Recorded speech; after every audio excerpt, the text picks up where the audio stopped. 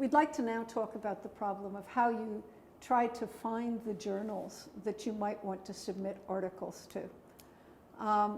It takes some time to do this. You need to start by looking to see whether the university you're affiliated with has rules about this sort of thing.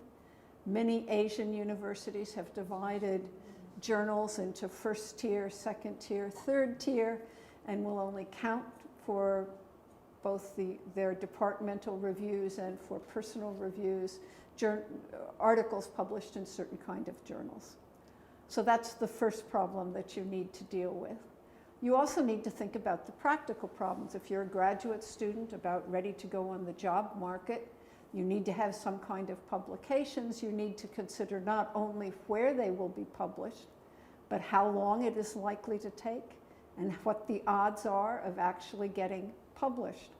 We all know that the highest ranking journals receive huge numbers of submissions and have very low acceptance rates. It also takes longer at those journals to get the review process through before you'll even get an answer. So you need to take into account those practical problems.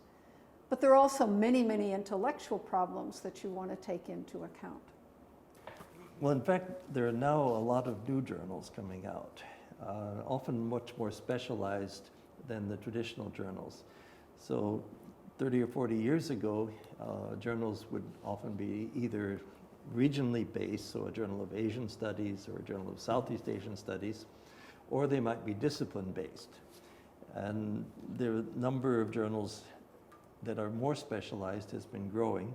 The number of journals that are in library collections are growing because they can subscribe to big bundles of journals that are available online.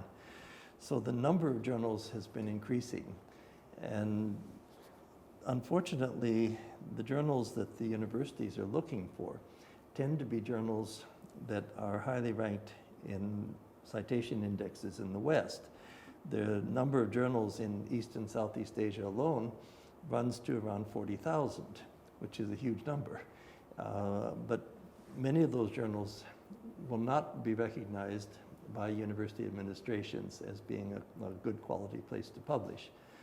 So this becomes an issue when you're looking for a journal that will accept your material. So once you've started to sort of think about what journals you want to target, the first thing you need to do is to go online, find the home pages of those journals, and look and see what they say about themselves. Look and see what they say about what kinds of materials they're looking for.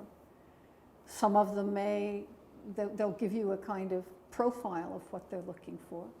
After you've done that with several journals, maybe you can narrow down your list of possible journals to submit to. And then you need to go and read a few back issues of the journal. You don't have to read all the articles, but you need to get a sense of what kinds of things they're publishing. And out of that, hopefully you will come up with a list of journals to submit to, remembering all along that you can only submit to one journal at a time, so you're going to have to prioritize them as to what order you're going to look at. Now that's a very important point, because if you submit the same article at the same time to two journals, what you need to bear in mind is that the number of referees who are really well suited to your article is probably very limited. And so if a journal editor writes to a possible referee and says, here's this article, the title is this, it's about this, would you like to referee it? And the referee writes back and says, I just got an invitation from another journal to referee the same article. This is going to be very damaging for you, because the chances are what's going to happen is that both editors will write and say, you have done something unethical by submitting this to two journals at the same time. We don't want any part of this. Now, why do journals do that? Well, because fundamentally they're going to be wasting their time, editorial time, and the time of possibly the time of the referees. One of the worst things that can happen when you're an editor is that you go through the refereeing process You write to an author and say, okay, we're going to accept it. And the author writes back and says, oh, I've submitted it somewhere else and they've accepted it, so sorry. You really don't want to be doing that. And when you look at journals, you'll see that there will be sometimes a different emphasis. Some of them, for example, may emphasize theory. Some of them are looking for studies on culture. Some are looking for empirical studies. Most journals, though, are going to have a style sheet which will tell you how to write, and they'll have another sheet that will tell you what they're looking for. But not only that, they will indicate what they're not looking for.